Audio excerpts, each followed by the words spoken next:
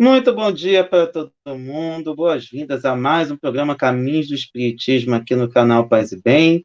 E hoje temos mais uma vez Carlos Orfan, coordenador do Sejus, para nos trazer um pouco mais da Revista Espírita de novembro de 1859. Hoje lembrei de ligar as luzes, tá, gente? Por isso que, de repente, os programas anteriores estavam meio apagadinhos, vou ter uma luz externa aqui para facilitar, e afinal a gente precisa estar bem iluminado na hora de conversar nas gravações.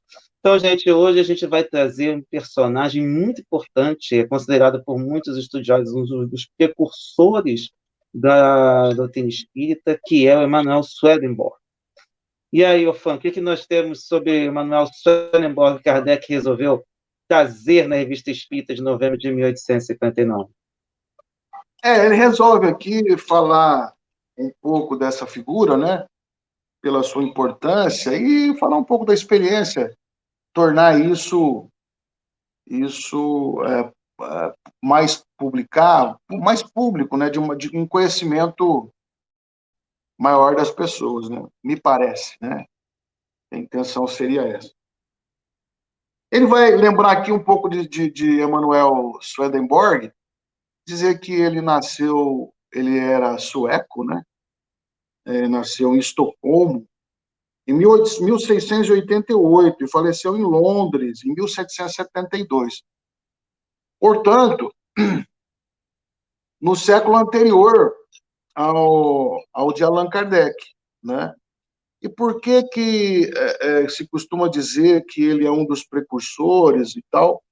É por conta da maneira pela qual ele recebeu as suas orientações teológicas, vamos dizer assim, e as suas concepções que geraram, ou que gerou, muitos adeptos na época na Europa. Ele era filho de um bispo, né, sueco, e obviamente que ele tinha toda essa formação dentro da igreja, né, como clérigo, e ele, em determinado momento, ele vai contar, né, o Swedenborg conta que, que ele teve uma visão, né,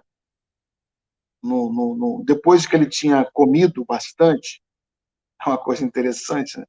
Depois que ele tinha ceado, né, jantado, foi dormir, e apareceu para ele uma pessoa que ele identificou como sendo um espírito, uma alma de outro mundo, né, e que falou para ele comer menos.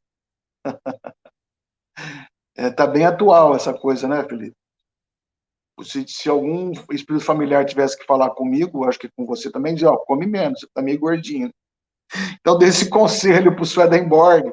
Ele achou interessante, mas depois de alguns dias ele tornou a ter essa visão com o espírito de uma forma muito iluminada, né? O espírito estava no meio de uma claridade grande, e o espírito falou para ele que era Deus.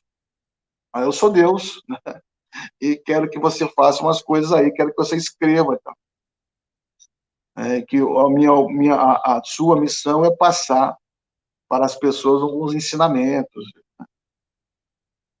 acerca da divindade e tal, daquilo que transcende, enfim, né? Da religião. E ele acredita que aquele espírito que apareceu para ele era Deus, né? Ele falou, ele acreditou, né? E nós já abordamos aqui aquela questão, né? Não acredite em todos os espíritos, não escreva tudo que os espíritos falam, né? E Swedenborg aí não tinha em mente essa preocupação, né? Ele simplesmente aceitou como verdade e reproduziu o que o espírito falava para ele. E ele publicou isso e tal, e teve, assim, adeptos. Ele, como era de formação, então, na igreja, dentro da igreja, ele foi adaptando, e o Espírito falando para ele, e ele, aquilo casava com o que ele pensava, porque o Espírito falou para ele da existência do céu, do inferno, né? De 3 céus e 3 infernos, né? Porque ele estava nas penas eternas e tal. Né?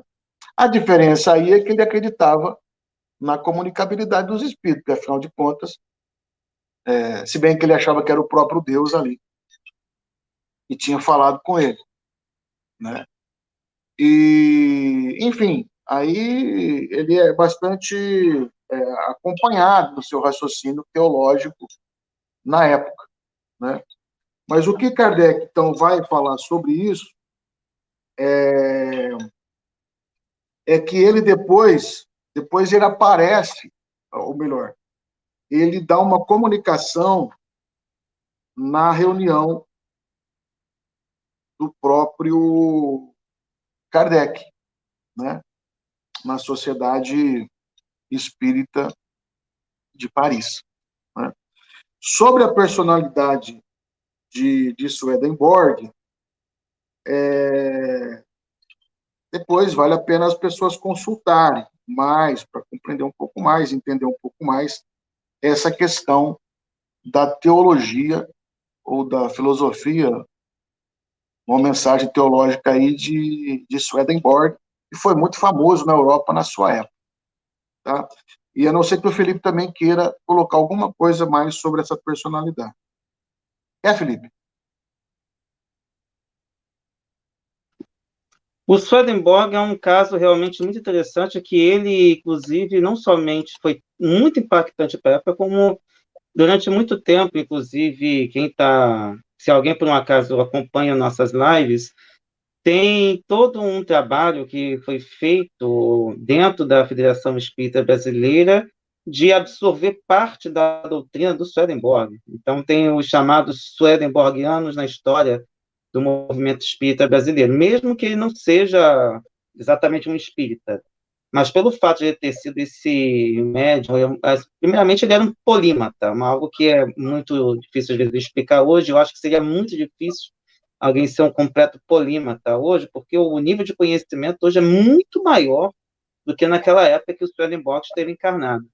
Então, a gente tem aí um indivíduo, um gênio, da época, podemos dizer assim, mas que, como todas as pessoas que viveram suas épocas ao longo da história, tiveram suas limitações. Felizmente, ele tinha um domínio muito grande de diversas ciências. E, além de tudo, tinha também uma mediunidade, a ponto de formar uma doutrina própria. Então, a gente tem aí uma coisa interessante, porém, ele não conheceu, até porque não esteve encarnado durante esse período todo, para vivenciar o advento da doutrina espírita, que Kardec consolidou na sua época também. Tem mais alguma coisa para falar sobre ele?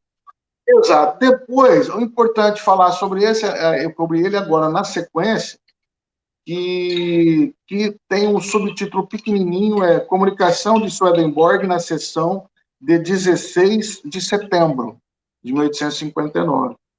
Né? Então, o Swedenborg se manifesta na reunião mediúnica. E aí Kardec aproveita para fazer perguntas para ele. Né? Então, eu acho que seria interessante a gente dar uma passada por essas perguntas e respostas aqui. A primeira pergunta é a seguinte: foi em Londres, em 1745, que tivesse a primeira revelação. Vós a desejastes? Pergunta para ele se ele queria aquela manifestação. Já vos ocupáveis em questões teológicas? Pergunta Kardec. Aí a resposta de Swedenborg: delas me ocupava, mas nunca desejei uma revelação. Ela veio espontaneamente. Então, ele depois, no mundo espiritual, vai explicar para Kardec como é que se deu aquele processo, né? Que veio espontaneamente. Qual era esse espírito que vos apareceu e que vos disse ser Deus? Ele mesmo. Era realmente Deus? Né? Kardec tem a paixão de perguntar se era realmente Deus, mesmo sabendo previamente que não era. Né? Aí ele responde, Swedenborg: não, não era Deus. Eu acreditava naquilo que me disse, porque vi nele um ser, um sobre-humano, né? Um ser sobre-humano, dizia ele, né? Ser evoluído, na verdade. E com isso estava lisonjeado. Então também ele ficou lisonjeado, né?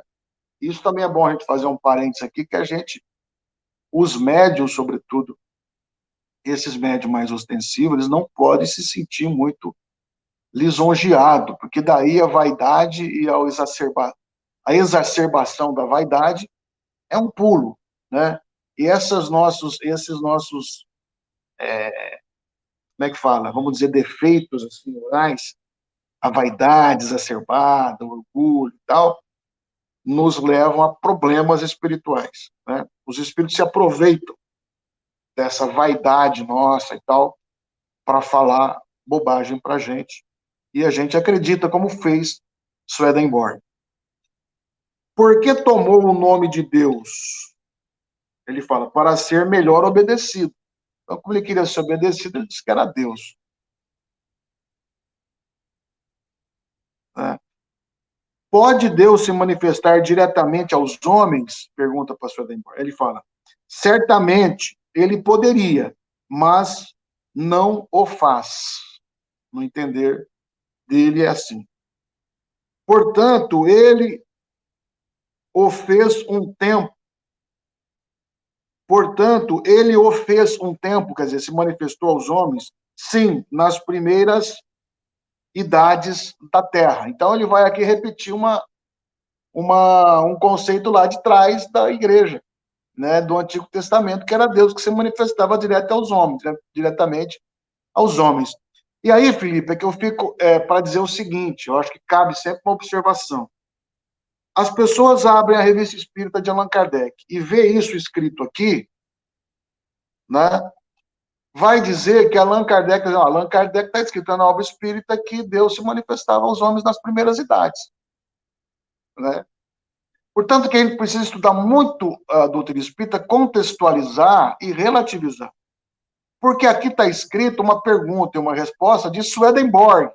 Kardec não está dizendo que é verdade ou que é isso. Né? Então, vejam todos vocês que nos acompanham. Compreender a doutrina espírita requer muito estudo, muito cuidado. Né? E a gente também não quer aqui ser dono da verdade, nem dizer que a gente entende doutrina espírita mais do que ninguém. Muito pelo contrário, a gente sabe que a gente ainda entende pouco.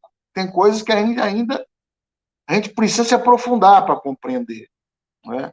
Mas esse é um ponto interessante da gente observar, certo? Então, a doutrina espírita está dizendo lá na obra do Kardec que Deus se comunicava antigamente. Não é verdade. Olha bem, quem está dizendo é Swedenborg, e simplesmente, para ser fiel à publicação, Kardec colocou a resposta dele, mas está dizendo que é dele. Tá certo? Então é preciso ter muito cuidado, né, com o estudo da doutrina espírita. E aí, Felipe, ele vai depois desenvolver, falar uma série de questões que ele errou em não levar em consideração uma técnica que Kardec utilizava, que era o filtro, né, que era o bom senso, que era essa questão de conversar com muitos espíritos para tentar tirar uma ideia que fosse mais condizente com a realidade, porque eles estavam em consonância com a sua resposta, né? E aquilo que destoava ele deixava de lado. Então, ele vai dizer tudo isso depois que nessa manifestação para Allan Kardec. Eu paro por aqui e deixo todos vocês que nos acompanham com a curiosidade saudável de ir lá ler a Revista Espírita e se inteirar um pouco mais desse assunto. Tá bom? O que é muito legal. Né? Falar de Swedenborg é uma coisa interessante, tanto é que o Felipe falou. Acho que tivemos alguns seguidores. Nós tivemos um problema aí, né? Mas também não tirou grandes coisas, não, do raciocínio. Tá bom, Felipe? Como é que tá o nosso tempo? Está bem dentro do tempo. Já deu? Deixa eu só. Deu tempo já está dentro daquele tempo que a gente já predeterminou. E aí eu queria comentar o seguinte: é importante também a gente ter um cuidado com a Revista Espírita, porque a Revista Espírita, ela, como eu sempre falo, é o laboratório de Allan Kardec. Então, muita coisa ele publicava para sentir como o pessoal de hoje sentia a vibe. Ou seja, isso que está sendo disponibilizado, as pessoas aceitam, não aceitam, faz sentido, não faz. E lembrando que, a partir desse trabalho da Revista Espírita, ele desenvolveu outros livros que vieram posteriormente. Não somente a segunda edição de Livro dos Espíritos, de 1860, e pouca gente dentro do meio espírita leva em conta, ou não estuda mesmo, que, na verdade, às vezes as pessoas, basta ler o livro e está tudo pronto, é para que a coisa foi adiantada. Não. Kardec teve uma edição de Livro dos Espíritos em 1857 e outra em 1860, recheada de novos conteúdos e adaptada em determinados pontos. Eu mesmo já fiz um comparativo e vi que tem muita coisa que ele acrescentou e outras que ele retirou, e aí fica a critério depois vocês darem uma olhada. E aí, o Kardec, na Revista Espírita, se dava a oportunidade de colocar determinadas publicações que ele não aproveitou nos chamados outros 5 livros, que são muito utilizados nos estudos espíritas no Brasil e no mundo, que são o Livro dos Médiuns, Céu e Inferno, o Evangelho segundo o Espiritismo e a Gênese. Isso não significa que a gente deva deixar de lado, porque tem muita coisa interessante, inclusive oportunidades de revisões doutrinárias que Kardec teve para mudar de um aspecto para o outro, de um livro para o outro. Então, em vez de publicar uma nova edição de um livro anterior, ele preferiu lançar num outro livro uma revisão de conceitos que ele obteve a partir de algumas publicações que ele trouxe para a doutrina espírita. E lembrando que nós somos o SEJUS, Coletivo de Estudos Espiritismo e Justiça Social, e que aqui a gente tem a oportunidade de trazer um pouco da obra de Kardec. A gente tem um grupo especificamente de Kardec, temos também um outro estudo de outros livros que nós escolhemos democraticamente dentro dos grupos em que a gente trabalha ali. E a gente tem diversas frentes de estudos, de trabalhos setoriais, enfim, e também estamos em diversas redes sociais. Fique à vontade de estar sempre com a gente e pedimos sempre encarecidamente que vocês nos procurem pelo link que nós estamos disponibilizando sempre, para caso vocês que estejam interessados em aprofundar os seus estudos sobre doutrina espírita aqui conosco. Então, no mais, Ofan, deixo aqui a oportunidade para você se despedir. Tchau, um beijo a todos vocês. Fiquem conosco no próximo programa, que nós vamos continuar o estudo da revista Espírita de novembro de 1859, que ainda tem algumas coisas interessantes para falar. Certo, Felipe? Certo. E também um forte abraço para vocês, um beijo enorme no coração de cada um de vocês. Até a próxima, pessoal.